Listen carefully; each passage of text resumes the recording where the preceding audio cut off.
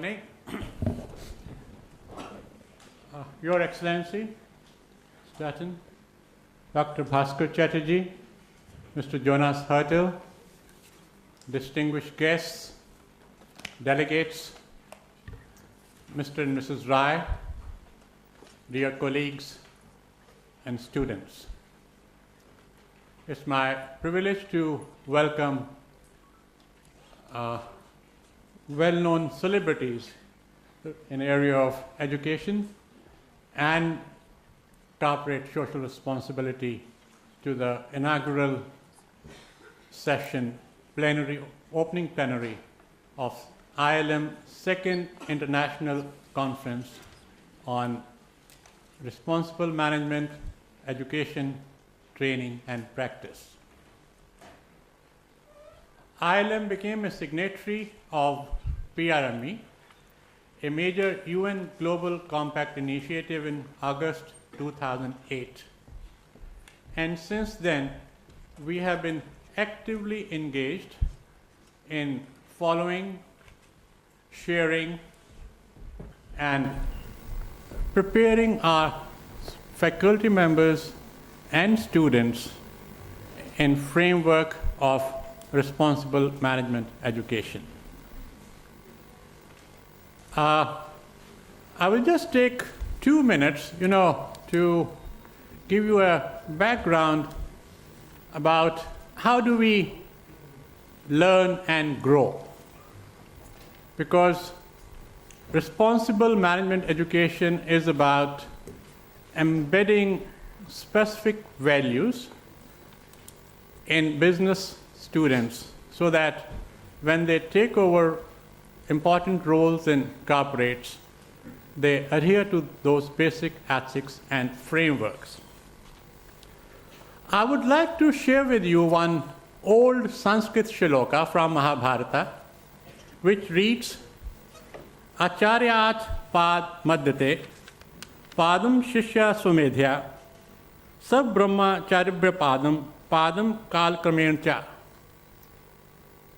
In English translation, it says, the student gets 1/4 of his or her knowledge from the teacher, and another quarter of knowledge by interaction with other students, 1/4 from using his own intelligence and initiative, and 4/4 is acquired in time through one's own practice and experience.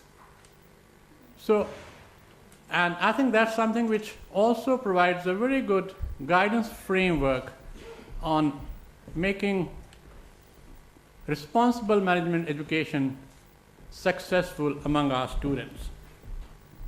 What we do in a typical business school, we teach business students to review options, solve problems, and address the tasks at hand for immediate returns. But how do we manage today's task? We are generally having a very, very short-term perspective. We normally think in terms of quarterly results, at most about annual results. But as responsible citizens on this planet, we also need to take into account what we are leaving for the coming generations. And that's where PRME and UN Global Compact play a very significant role. I will just give you a brief overview of our today's conference. We are having 4 sessions today, then 4 sessions tomorrow. And most of our sessions are inspired by United Nations proposed Sustainable Development Goals, which will be taken for final discussion in UN General Assembly in September 2015, and then all agencies of United Nations and all member countries of United Nations will be taking steps to implement those sustainable development goals. I would also like to add that ILM has been actively engaged in faculty development programs along with our champion business schools from Copenhagen Business School in Denmark and Babson College in Boston, and ILM is the third co-lead for Faculty Development Initiative of United Nations PRME. Along with assistance from Institute of Corporate Affairs, in which we have got very high support from Dr. Bhaskar Chatterjee, we are also doing a very comprehensive survey of close to 1,000 companies in India, where we are going to review the status of responsible management practices in these companies. Our faculty members, along with some students, this is already in process, call on those companies, and we have a questionnaire and also share with them the highlights of UN Global Compact principles as well as PRME framework. From this year, we are also going to introduce a special award for a case study and an excellent article relating to a life of significance, where people will share true case stories or some other inspiring articles which we could share. And this is going to be a worldwide competition, and we will be giving a special monetary award, as well as invite the best prize winner from anywhere in the world to come to this conference next year in January 2016 and share his case story with us. Now, I would request Mr. Jonas Hertel to please share his vision of PRME and UN Global Compact with us.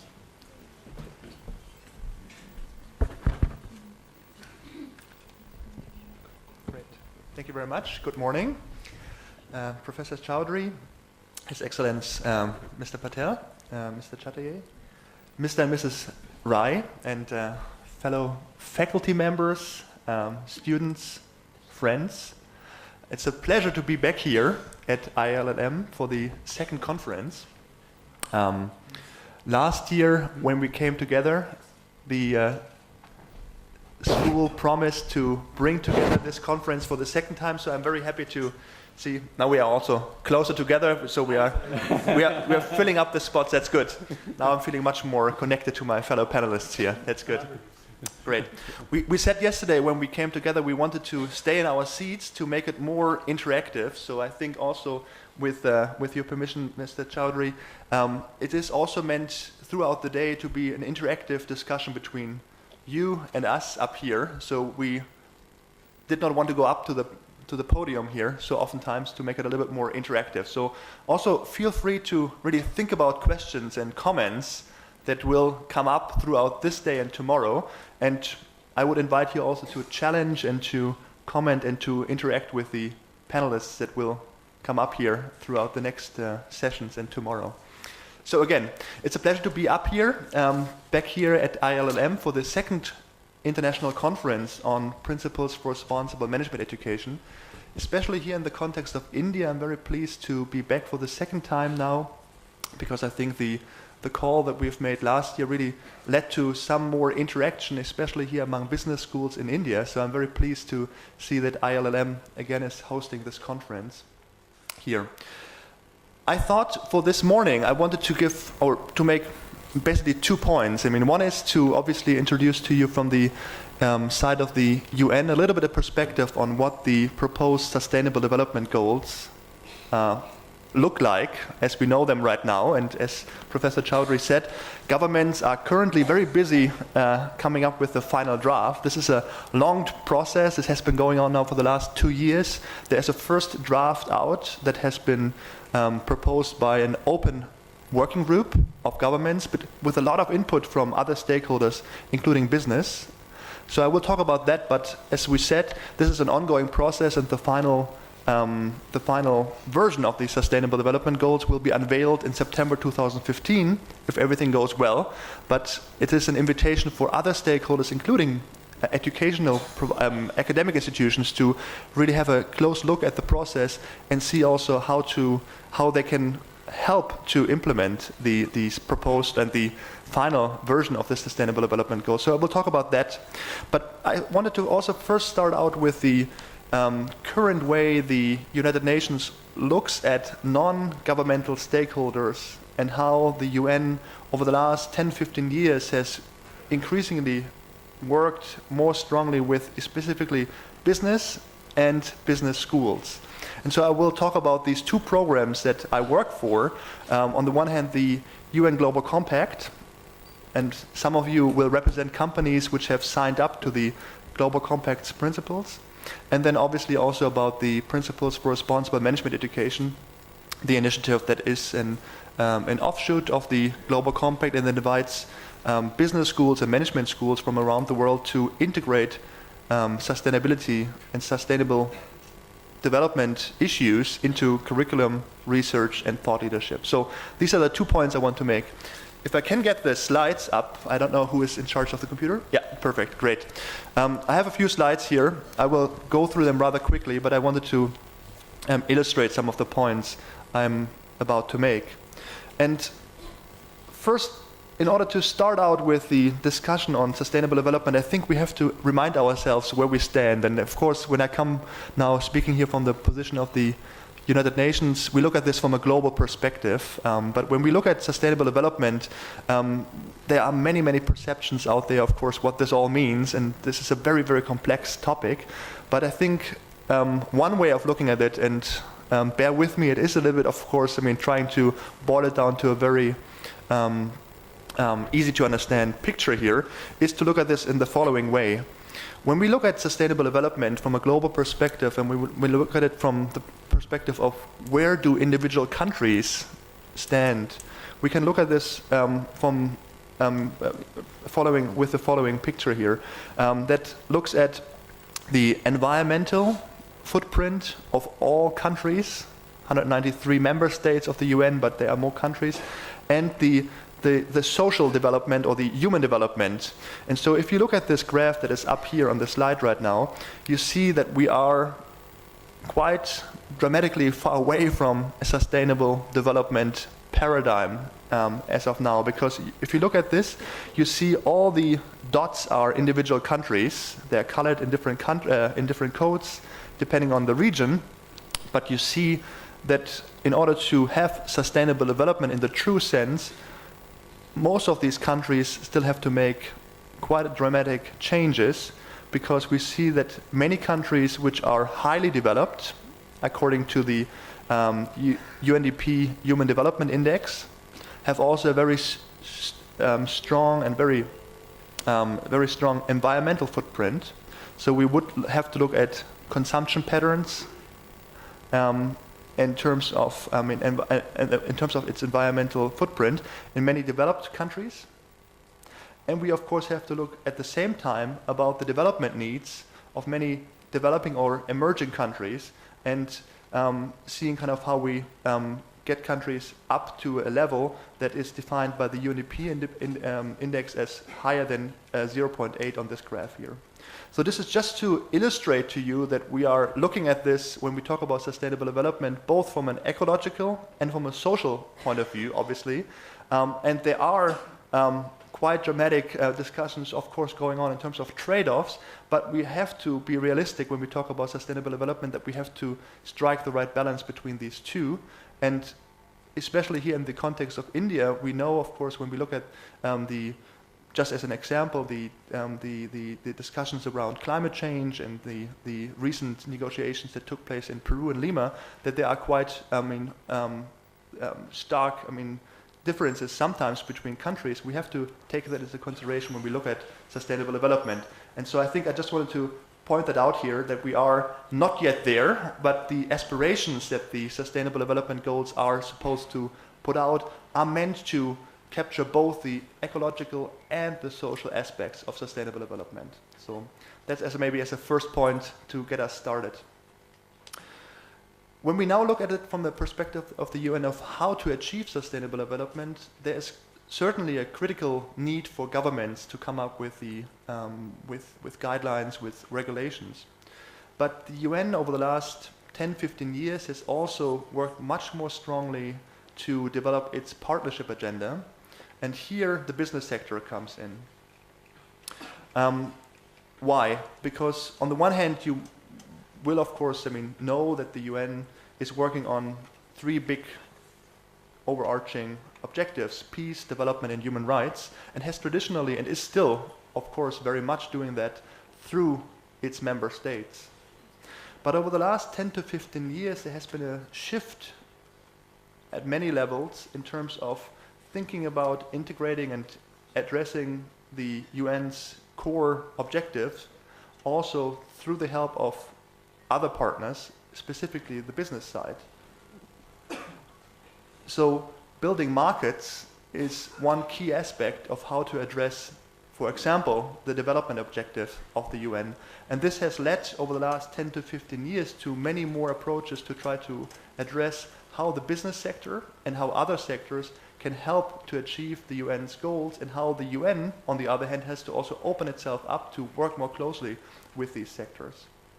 But building markets itself is not enough. It has to be, of course, inclusive and sustainable markets that we are calling for. So how to get there? Very practically, the UN has now 15 years ago created the UN Global Compact to try to address some of the questions that come with the question of how to create more inclusive and sustainable markets.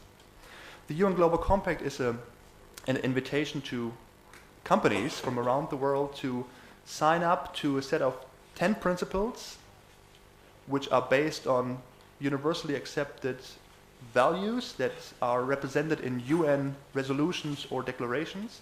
And these 10 principles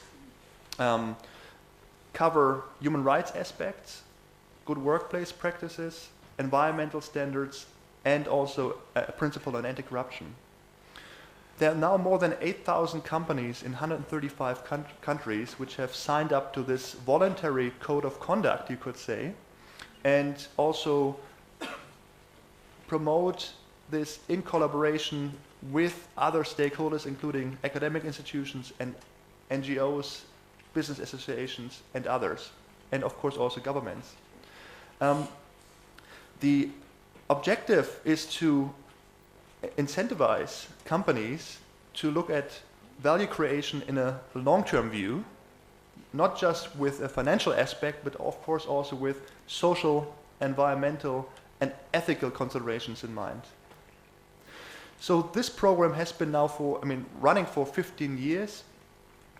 We see clear progress among the companies we have been working with. There are also a number of companies here in India, but there is of course still much more to do. I mean, when we look at just the number of companies which are currently part of the Global Compact, 8,000, one can estimate that there are approximately 70 to 80,000 transnational corporations worldwide. So you see the tipping point is still ahead of us, but we are seeing clear progress among the companies we are working with, but there is still more to do. And that also, of course, then led us to think, how do we actually incentivize, or how do we get future managers and future business leaders to think more critically about the environmental and social impact business can have. And so in 2006 and 2007, the UN Global Compact helped to create the platform Principles for Responsible Management Education, which is similar effort with regards, a similar effort like the UN Global Compact with business schools. So in 2007, we came together with a number of academic institutions and other stakeholders to create this platform, which is based on a set of 6 principles. And it looks at how academic institutions, through the change in curriculum and research, can help to drive forward this idea of sustainable development, and how business and other actors can make a meaningful contribution. This program is now supported by close to 600 business schools around the world in over 80 countries. You see here the overview of where the business schools are located. Here in South Asia, and in India, of course, we have close to 40 business schools that are currently very actively involved. So the number is still small in comparison to the overall number of academic institutions. Especially here in India, we know the numbers are always big, and I think, I mean, when one estimates, I mean, there are approximately 2,000 to 3,000 business schools one can count here in India. We still have to go a long way here as well, but I think especially with fora like this here at ILLM, we have a good chance to reach more institutions, and so it's also a hope that more institutions here in India will come on board and sign up to the Principles for Responsible Management Education going forward. You see here just the overview of individual institutions. I won't stop here. So what's in it for a business school when they sign up to the Principles for Responsible Management Education, or PRIME? Well, there are 3 points I would argue. One is the PRIME principles provide a framework for institutional change. On the one hand, that is very clear because these 6 principles in all cases have led to changes. The changes are different because it's a voluntary engagement framework, but these 6 principles that PRIME is set up of, I mean, provide this crucial framework for change in terms of how to adapt the curriculum, how to adapt research, and how also business schools and individual faculty members can become thought leaders with a wider group of stakeholders, not just with students. So these 6 principles have served in all of the cases to a different degree as an organizational change framework. We have, and that is important, included an accountability measure because, as I said, the principles and signing up to the principles is a voluntary process. However, what is mandatory for institutions is to report on progress to stakeholders. So we call them the sharing information on progress reports, are all updated and uploaded to the PRIME's website, and they are mandatory from all institutions every 2 years. Failure to do so has led to the listing of some business schools which have not lived up to this reporting standard. So we take that very seriously in order to show to stakeholders, students, faculty, businesses that are interested in what the individual school is doing, that we are true to that sense that schools have to show progress on an ongoing basis. So, but these reports also, on the other hand, serve as great learning tools because we have seen many schools actually make use of these reports from other schools and see what's happening and what can a school do. So they also serve this learning objective. And that's one third point that I think PRIME provides much more over the last years is a learning platform, because we have seen that many of the topics when we talk about sustainable development are not so much new, but they are to business schools, but they are new in a sense of how to integrate them. And so when we look at some of these issues we promote, for example, gender equality or anti-corruption, we have seen that there is a need to create resources, teaching resources, but also approaches of how to create new pedagogies. And so we have, over the years now, in these 3 areas which are displayed here, created, with the help of many faculty members, teaching resources and new approaches of how to address these issues in the curriculum of a business school. And these are all freely available if you go to that website or to our website here. Learning happens, of course, not just on a global level, because we have seen, I mean, many of these schools, but we have seen also many of these schools come together on a regional basis. And so I'm very happy to see over the last couple of years, specifically, that a number of regional PRIME chapters have been created around the idea of rooting the PRIME principles in the regional and local context. So a number of these chapters are displayed here on that slide, and they have normally meetings once a year and ongoing activities. So if you are from any of these regions, you're also invited to look up what their activity schedule looks like and see if you want to, and if you want to contribute to some of the ongoing activities. They're all open, and the contact information is normally available very easily on our website, but also through our newsletter. So you're invited to see, if you're interested in any of these regions here, that you connect to the individuals who are representing these PRIME chapters. Now, last but not least, I wanted to talk about the Sustainable Development Goals, and then I'll hand it over to my fellow panelists. And I wanted to show you this slide here, because this is the current list of the Sustainable Development Goals as they stand. And this is as I mentioned beforehand, the current draft has been proposed by an open working group half a year ago. And if you look at this, it's a list of 17 goals, which might be overwhelming, and it is definitely overwhelming to some. And so one of the key goals for the next half a year that Secretary General Ban Ki-moon has given member states is to come up with a more concise list of goals, because it's one thing to say it has to be encompassing all the sustainable development challenges, but it has to be another thing to also be meaningful enough so that people can actually remember what we're talking about. So one criticism that we have heard is that 17 goals as they stand right now is definitely too much for people to remember. We don't want to come down to a number that can be tweeted maybe, but something in between. I mean, the 17 goals and the and a more a smaller number has to be achieved. So that's at least one key challenge.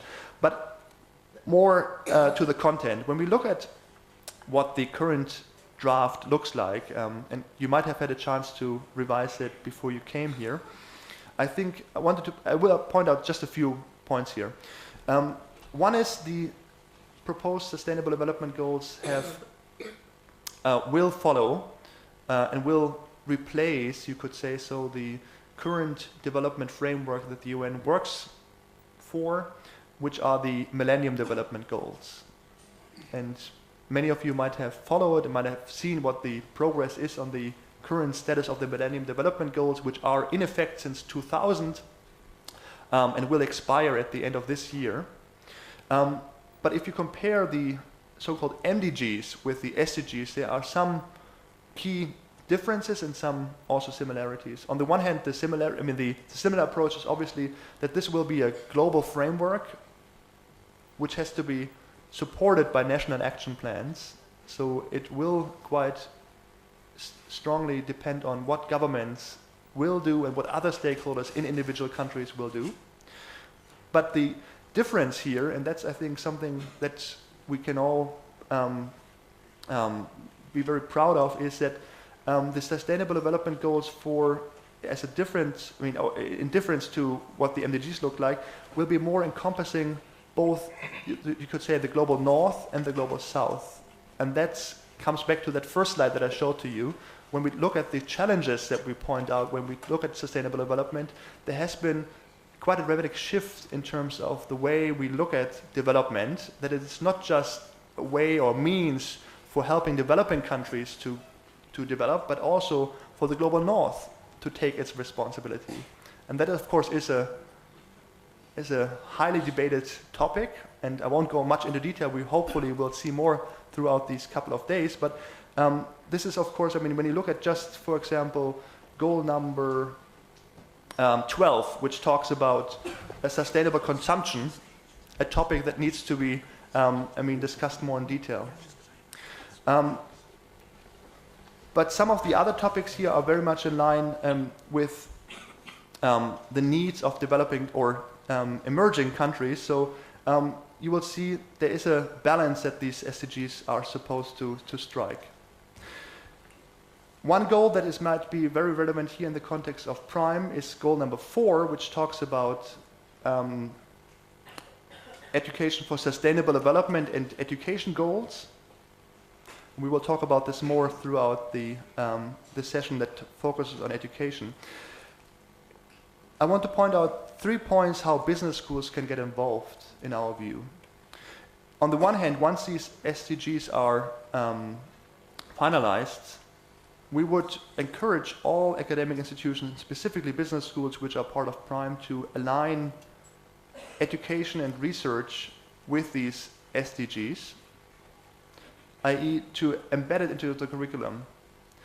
And that will mean, obviously, that some of the courses that focus currently at disciplines will have to be looked at differently when we look at these issues here. So there is, of course, debate going on, how to integrate these issues, and there are some innovative examples that we can maybe look at a little bit more later.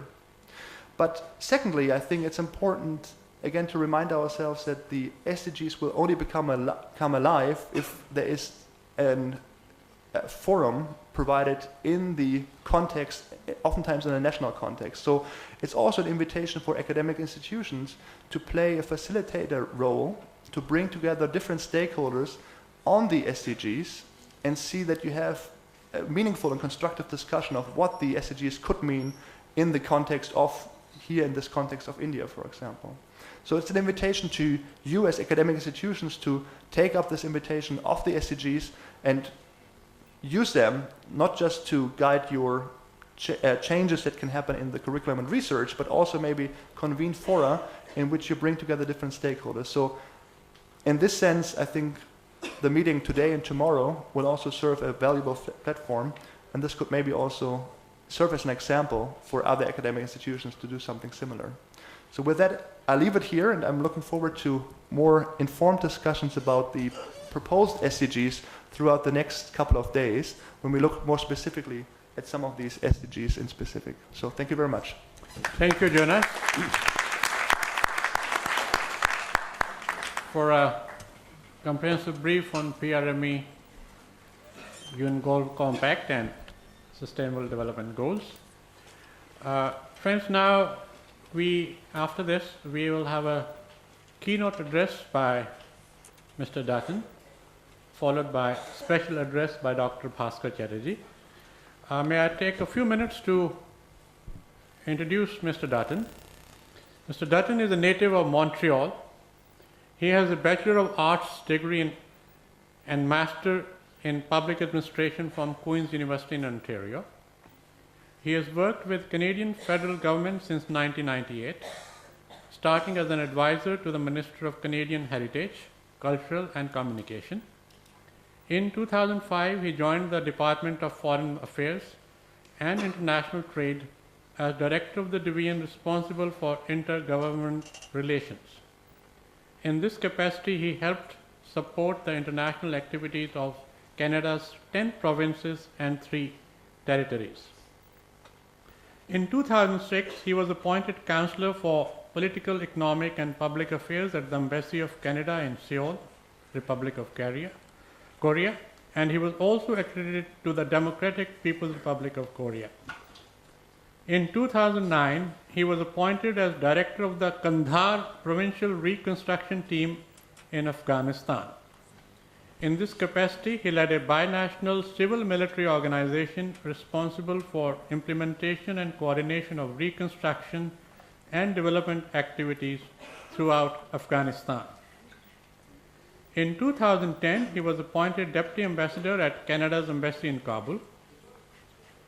In 2011, he was appointed Executive Director of the Stabilization and Reconstruction Program Division, as well as a Deputy Head of Stabilization and Task Force based in Ottawa.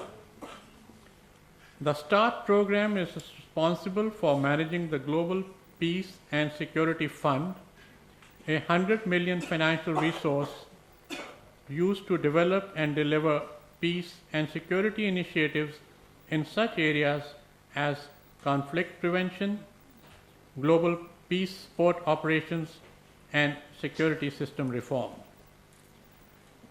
Mr. Dutton is currently the Deputy High Commissioner at Canada's High Commission in India, which he joined in August 2014. Mr. Dutton. Okay.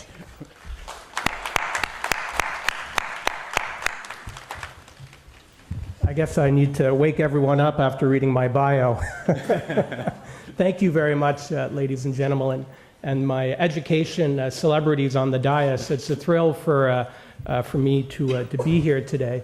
This is the second time that Canada has participated in this conference. Last year, our High Commissioner, Stuart Beck, was here, and I know that he very much enjoyed participating in this important initiative.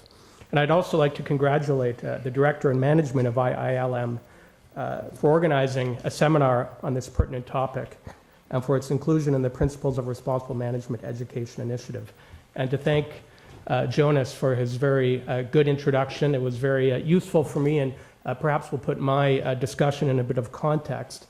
I'd like to share with you the Canadian experience today, not only what Canadian companies are doing in this important area, what the Government of Canada is doing to advance initiatives in this area, and of course, the importance that higher education is in advancing these objectives. And of course, there is great scope for Canadian and Indian collaboration in this field. And I'm pleased to say that IILM has already shown itself to be an excellent partner for Canada with its principled leadership, openness to ideas, and commitment to innovation. And I see that you have some very prominent speakers, education celebrities lined up over today. And I hope and know that your sessions will be very informative and inspiring to all of you, the participants. So the issue of responsible management is one of our core Canadian values, as Canada is recognized to be one of the least corrupt countries in the world. And I thought I noticed on your graph there, well, it said North America. I think Canada would have been the countries in one of the good spots, I hoped. But as managers, notably, we need to be more responsible in our businesses. In today's globalized world, businesses operate in increasingly complex settings. You know, governments and corporations in a globalized world are judged on how they implement these responsible management techniques. Countries and governments are held accountable by the world in terms of advancing sustainable development and ensuring that we are enforcing and implementing the do no harm principle. Business leaders are concerned about environmental and social issues, which stretch their responsibilities and demand new types of management thinking. Reducing inequality, eradicating poverty, fostering economic empowerment, and encouraging environmental sustainability are goals which we all share. As global leaders, companies have a critical role to play in sustainable and inclusive growth, externally and internally. Canadian companies consistently demonstrate inclusive and responsible business practices. 13 Canadian companies appear on the Corporate Knights global ranking of the world's most sustainable corporations. 13 is a good start, but I think we all agree that we need more. How many of you have taken the Delhi Metro? I think most people here. Okay, great.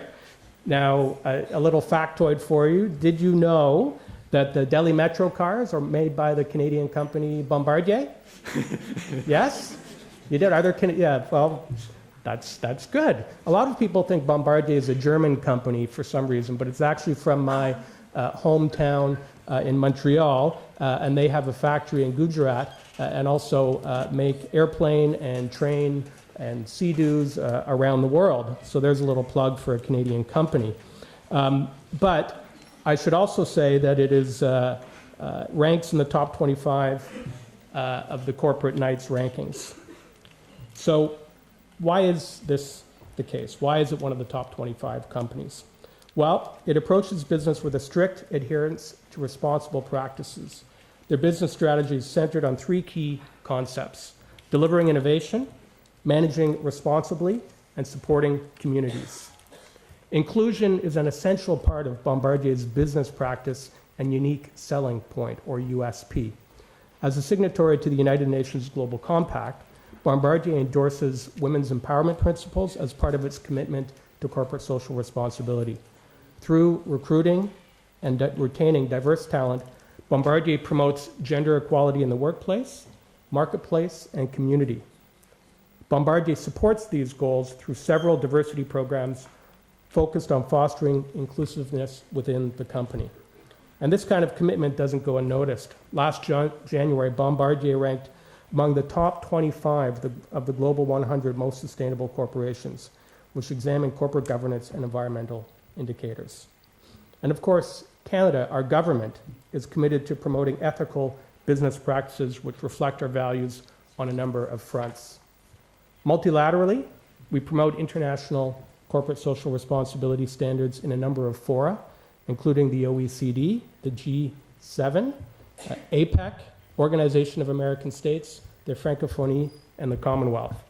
And at the bilateral level, we promote corporate social responsibility through the inclusion of voluntary provisions in many of our foreign investment protection agreements and free trade agreements, of which I'll note that we are in negotiations with India currently on both a foreign investment protection agreement and a free trade agreement. But there are also many global challenges which Canada is working to address and to help solve. And I'll just give you 3 examples. As many of you may know, mining, oil, the resource industry is a key sector in Canada's economy and develops significant economic growth for our country and for our partners. In order to support this sector, we have developed a CSR strategy for the international extractive sector and have been involved in efforts to create a global consensus on responsible mining and resource practices. Secondly, we are undertaking efforts to promote conflict-sensitive business practices in conflict-affected states, assisting Canadian companies to access business opportunities in challenging environments, while also bringing tangible stability and peace-building benefits. And thirdly, we are seeking to create a global consensus on responsible mining and sourcing practices to address the phenomenon of conflict minerals, as well as due diligence and sustainability sourcing within the garment industry. Many of you may have seen the film Blood Diamonds with Leonardo DiCaprio. Well, it certainly highlights some of the work that is needed to be done to address that important issue. And helping to address these problems will help to create a higher level of international security and prosperity for all of us. So even though some of these activities may be taking place far away in Africa or elsewhere, by addressing them, they do help to enhance our own security and prosperity, and of course, sustainability. And of course, there's no better place to inculcate this attitude of responsibility and commitment than by educating our future leaders. And that is one of the reasons why the PRME initiative, Prime Initiative, has found such resonance around the world, including here at IILM.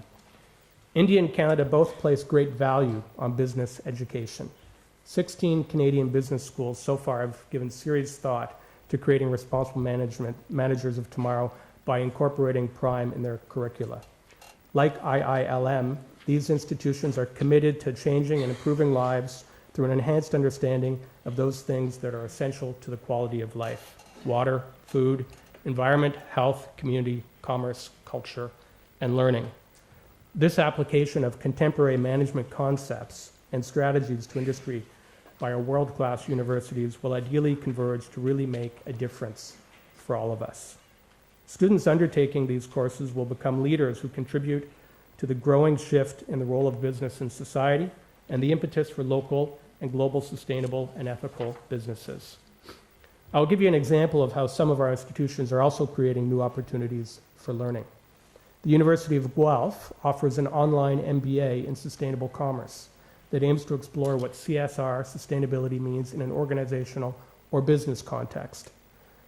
For its part, the Schulich School of Business at York University, which, as some of you may know, runs a campus here in Hyderabad, runs the Hobb program in business and sustainability, the first of its kind in North America, and at the cutting edge of current best practices. The business and sustainability specialization equips students for general management and senior corporate positions, as well as for work in specialist environmental management or consulting posts. Another example is the Rotman School of Management at the University of Toronto, which is tackling today's toughest management issues at its 9 research centers. With significant corporate and institutional sponsorship, these centers make their findings available to a wide audience in both industry and academia, providing for a lively discussion that extends to the highest levels of decision-making.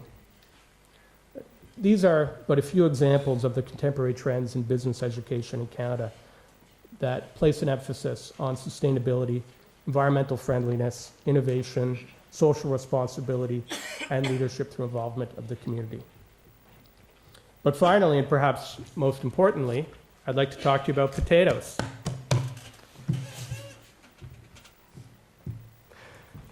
Another poll here. How many of you have eaten potato smiles or nuggets, or even frozen aloo tikki, which is a delicacy here in India? Yeah, many of you, aloo tikki, it's excellent stuff. Well, did you know that aloo tikki here was made by McCain Foods? Yes. Canadian company based out of New Brunswick. And also another factoid for all of you is it's the world's largest manufacturer of frozen potato products.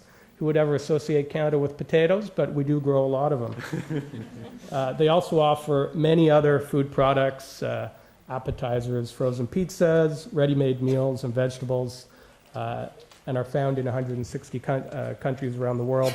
It's interesting, I ate a lot of their frozen pizzas growing up, but I was speaking with them the other day, and they didn't, the frozen pizza market isn't very developed here in India, but they are making lots of money off of aloo tikki. So, but when, in all seriousness here, when McCain first entered the Indian market more than a decade ago, their first step was to conduct research with the aim to limit the environmental impact of their activities, ensure a profitable return, and drive positive change in the local market. Through a commitment to knowledge sharing and technology, McCain increased the potato yields of contract farmers from an average of 10 tons to 15 tons. Where farmers used to spend 23,000 rupees to grow potatoes on 1 vigha of land and earn 28,000 rupees, today they have reduced their expenditure by 35% and increased profit by 104%. These are pretty impressive statistics. So this approach not only ensured McCain's own success in India, but it also drastically improved the lives of 100 contract farmers and positively impacted the local economy. So this is something that McCain could do not only in their own corporate self-interests, but also to share an important technology with Indian farmers so they could not only be more productive in the usage of their land, but also earn more returns for their work, thus contributing to the economy and economic prosperity of the country.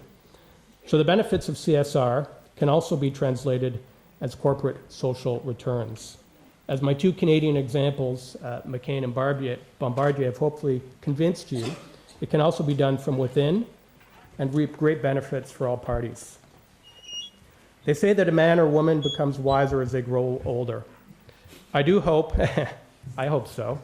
I do hope we are collectively growing wiser, as we certainly, which I'm sure we are, as we certainly need to be more responsible in every sector of human activity in the 21st century. Initiatives such as this one today and the PRME play an important role in creating these conversations. In closing, I would just like again to say how pleased I am to be here today and for Canada to be included in this important initiative. We all have a lot that we can learn from each other. Canada certainly doesn't have a monopoly on best practices, but I thought it was useful to just highlight some Canadian companies and institutions that are making real advances in this area. Through working together, through sessions such as these, through our educational institutions around the world, through being part of these important global initiatives at the UN, we can all do our little bit to help improve the environment and sustainability of our practices around this world. It's a globalized world. We're all judged and viewed on how we treat our people, how we empower women, and how we ensure the sustainability of our environment. In that one sense, I think globalization has been very, very positive in terms of improving business practices and, of course, making this all a better world for us to live in. So thank you very much again for this opportunity. And I'm sorry that I've ruined the spoken at the podium here, but you know I had written notes, so it's kind of hard to do that sitting down. So thank you very much.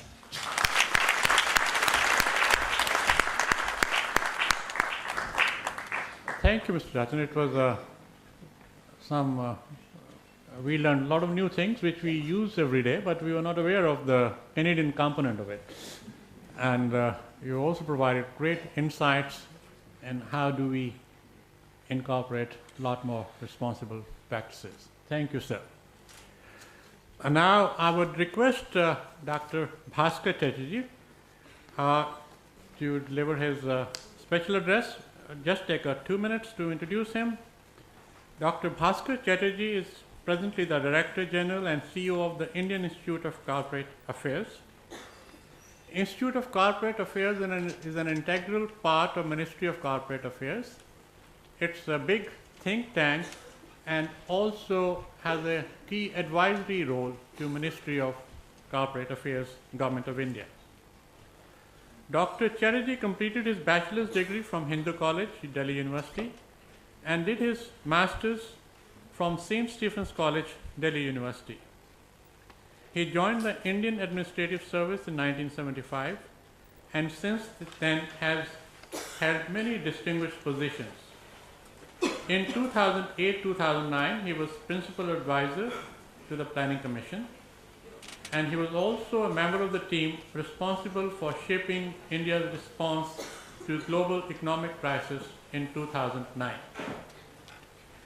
Dr. Chatterjee is also a widely acclaimed management practitioner, theorist and teacher. He has written and lectured on issues of motivation, team building, as well as responsible management. Dr. Bhaskar Chatterjee, please.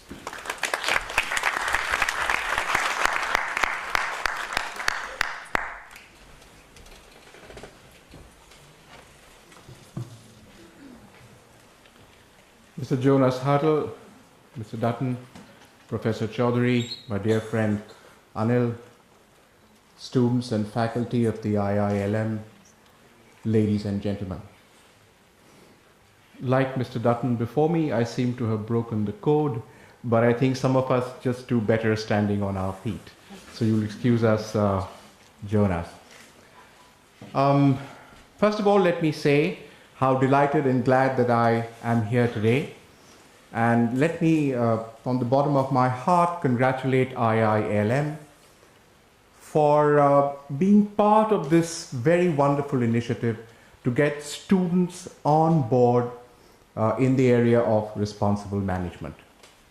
I think Jonas outlined very clearly for all of us how important the message of responsible management is, not just for India, not just for Canada, but for our global planet.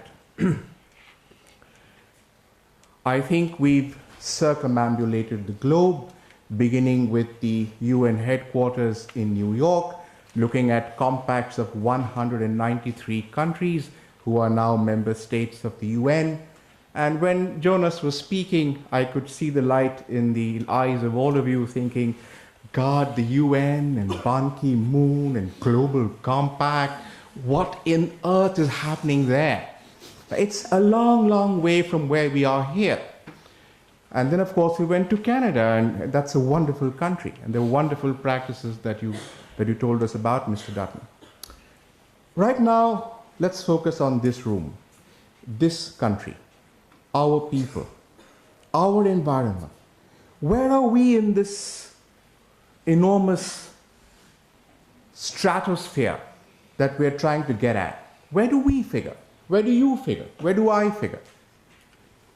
And the fact is that much of the UN initiatives, worthy as they are, have frequently gone completely haywire.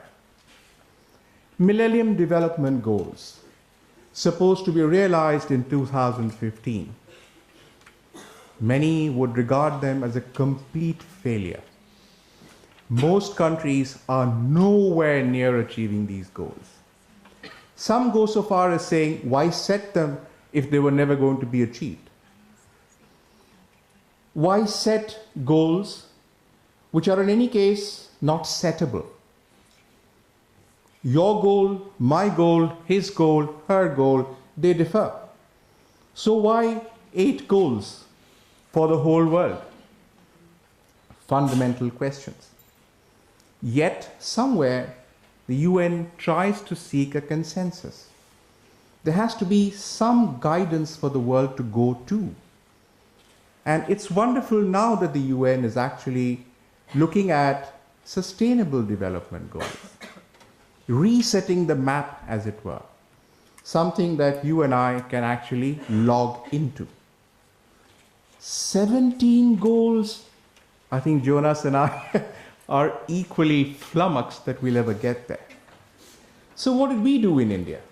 July 2011, Ministry of Corporate Affairs, National Voluntary Guidelines. Just 9 principles for corporate India. All of those 17 condensed in these 9. In a way, helping the UN, helping other countries, helping ourselves. And this is something that I'd like to recommend to IILM and its students. because encapsulated in all of that 17 are just these very basic 9 principles. Why should you as a student be aware of this? Why is PRME bringing responsible management education to you? Because as future business leaders, you must evolve to another generation of business, another generation of thought, another generation of processes that are distinctly different from what the previous generation did. Think of the first company that ever came into existence in the world. Anyone know what that is? The Dutch East India Company. The first ever company the world ever established. Goal, make money. And it stayed that way for generation, for generation, for generations. Make money, make more money, make even more money. And that's the bottom line. Why? Because we were created to make money. And the belief that earning money was good is not a wrong concept. To believe that profits is wrong, the process itself is wrong. But the fact is that when these companies were making money, the responsibility was to its shareholders, its promoters, people who came together to make money in the first place. Nobody thought that there was any other thing than that. The primary focus and responsibility was simply this. So what happened over the next 150 years? Did the corporate world suddenly begin to think, maybe that's not good enough? Maybe there is a wider world outside? Maybe beyond stakeholders and our immediate shareholders, we have a responsibility to society, to the nation, to the planet, to the people within our own company. Are those responsibilities different, wider, larger, more intrinsic to business than the sheer act of making money? Not really. Corporates did not really change themselves. The thinking about change didn't really emerge from within. They also emerged from without because of pressure groups, because of non-government organizations, because of civil society, because of pressure groups, because of lobbies, because of government, because of regulation. All of these came on to business and said, hey folks, you got to do something that's different from what you're doing. No, not just gotta. You must. You must begin to think differently. You've got to think differently. Your company does not work in a vacuum or in isolation. You're part of society. What you take, some of it you must also give. The principle of do no harm is not enough. You have to do good also. Just saying, hey folks, I'm doing a good job. I'm not harming you. I'm not harming X. I'm not harming Y. So I'm great. No. You've got to say, in addition to doing no harm, I'm also doing good. And that's the extension of the basic philosophy of government. And you as business leaders tomorrow have got to have that credo in your DNAs to look beyond just the quarterly result or the annual financial statements. Now, whereas in India, we did put up this framework, and then from there, we went to 1st of April 2010, when the first ever guidelines on corporate social responsibility were issued by the Department of Public Enterprises. Indian thinking on CSR begins on that day, the 1st of April 2010. And the idea was to first get public enterprises to show the way. Before we went to corporate India, we started at home in government companies.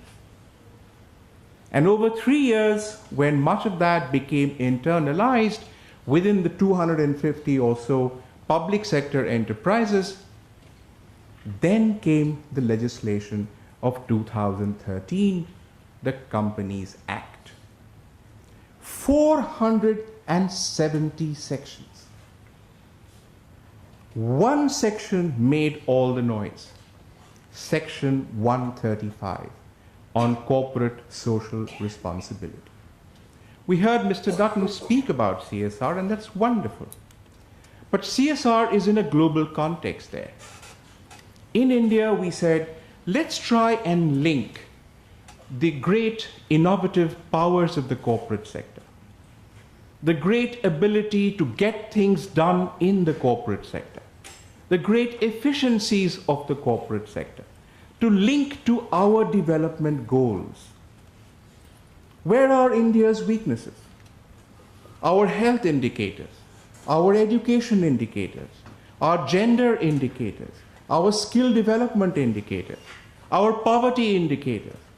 Can we get corporate India to use their great strengths to synergize with government initiatives and then actually accelerate our development agenda?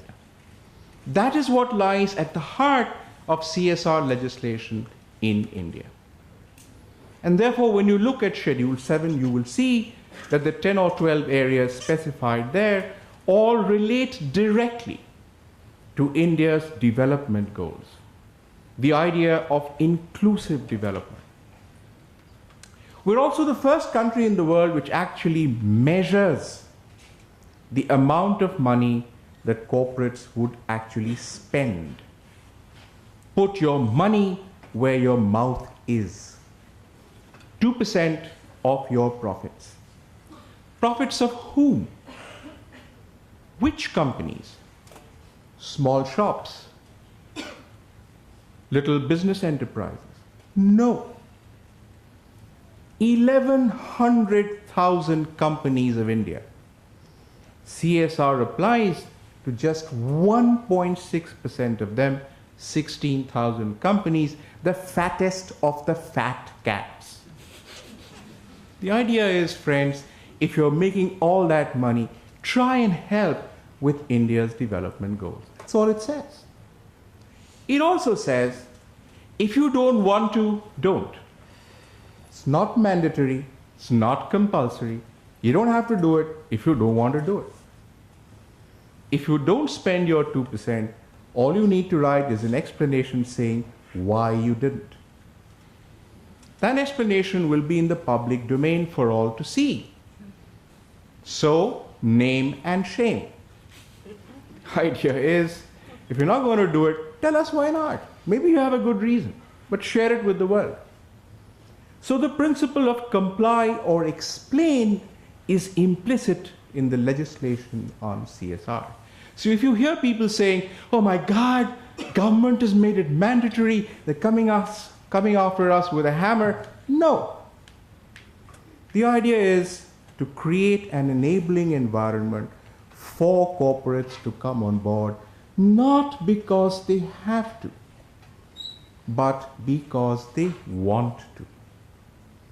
And the decision then is to bring CSR from the back room onto the boardroom, and to get board-level committees to focus on CSR. That's the heart of the legislation. In simple terms then, you as managers, you as the future of India's business, developed in one of the best management institutions in this country, and participants in this initiative to make you aware of responsible management education. Why is it suddenly that businesses are supposed to become responsible? Were they not 50 years ago? Were they not 20 years ago? Were they not 100 years ago? What does responsible mean? Responsible to whom is the key. They were responsible. The Dutch East India Company was responsible to its shareholders. You, in companies that you work for, also be responsible.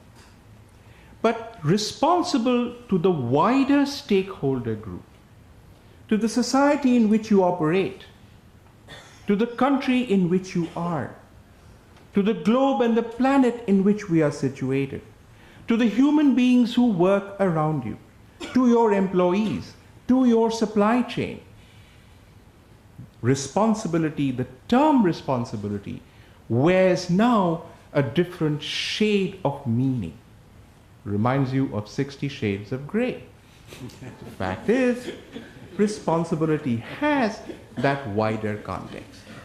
And in your mind, as you go to your desk in the corporate world, remember that. The frame of responsibility has expanded. Thank you so much for giving me a patient listening.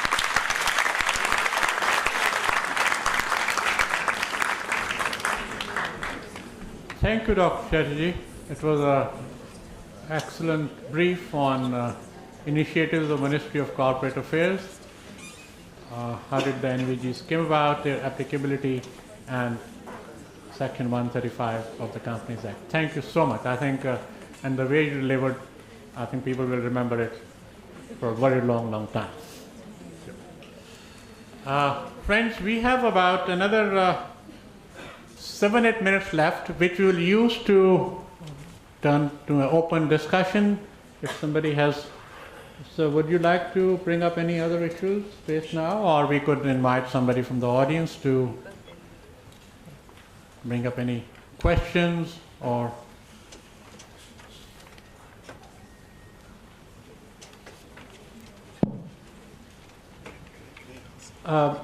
Jonas, are you aware of some other government in the world which has taken this initiative of formalizing corporate social responsibility into corporate entities in their respective countries, like the way India has done? Yes, I am. I mean, I wanted to first, also comment on on our last speaker. I think you're quite right. I think the fact that India has passed this law is quite remarkable, and I think the world is really looking at the implementation, and I think you explained it very well in terms of the 2%. I think one other country which I can point out to is Denmark, for example, which has legislation in place which requires the publicly listed companies to report on social and environmental factors. That law, I don't recall exactly, but it was prior to the Indian law, to my knowledge, that it was passed. Companies can show their progress with regards to environmental and social impact by adhering to the global compact's reporting requirements. So that's an example of one country. Another country is Chile. The details, I don't have them right now, but I think they also require the publicly listed companies to report on their social and environmental impact. These are two countries which I'm aware of.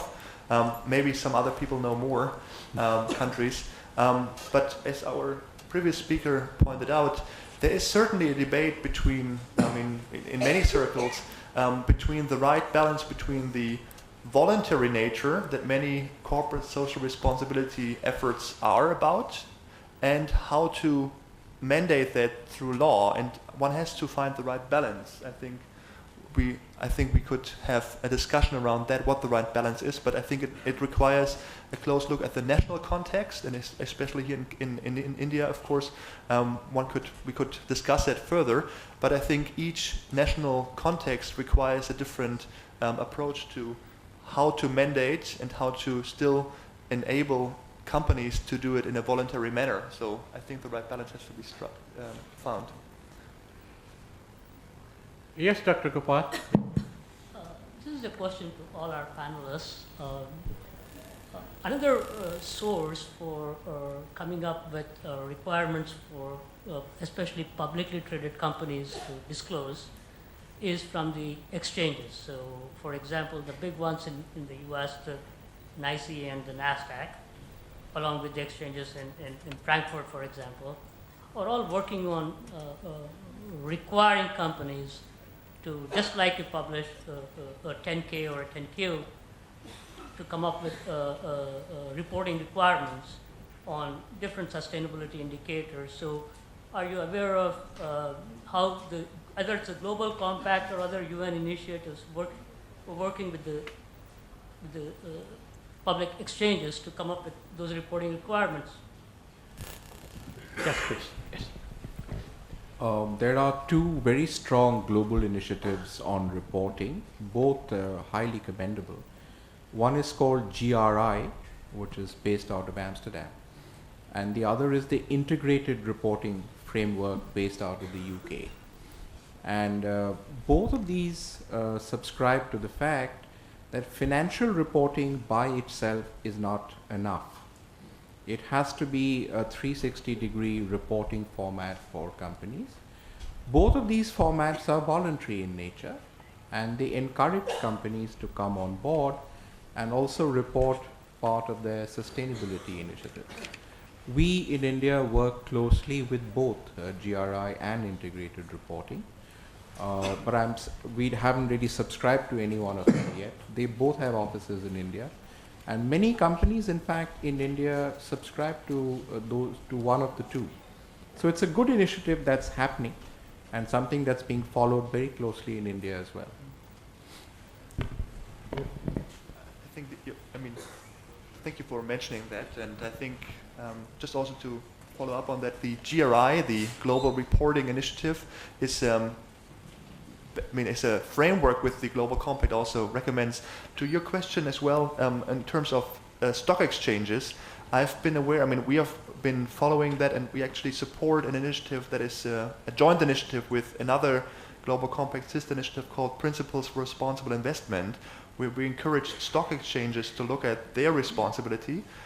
Two examples come from South Africa and from Brazil, that both pioneered sustainable stock indexes in addition to their main index, and they integrated sustainability issues into these indexes, and only companies which fulfill certain criteria are listed there.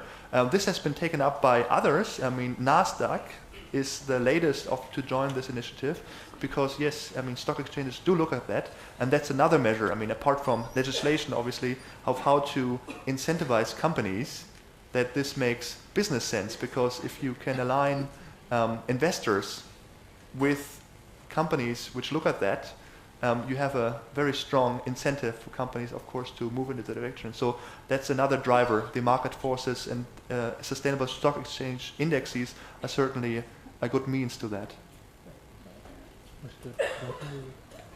I would just like to add that ILM, in its own limited way, and we highly appreciate the support of Institute of Corporate Affairs, is conducting a very detailed survey of Indian corporates, and the questionnaire is primarily based on NVGs and 10 principles of UN Global Compact. And I don't know how quickly we can do it. We are trying to work on some kind of indices for responsible management practices in Indian corporates. We started this study in November 2014, and it will continue till end April 2015. We will summarize the findings, and then in consultation with the Institute of Corporate Affairs, we will prepare a final summary and make it a public document. And thank you for your support, so we really highly appreciate that. Very happy to do that. So, thank you, ladies and gentlemen. Now, I would like to convey special thanks to Mr. Dutton, Dr. Bhaskar Chatterjee, Mr. Hartle, for a very interesting opening plenary. Thank you, ladies and gentlemen. We will again assemble here at 11:45 for our first session on equitable learning opportunity, lifelong learning.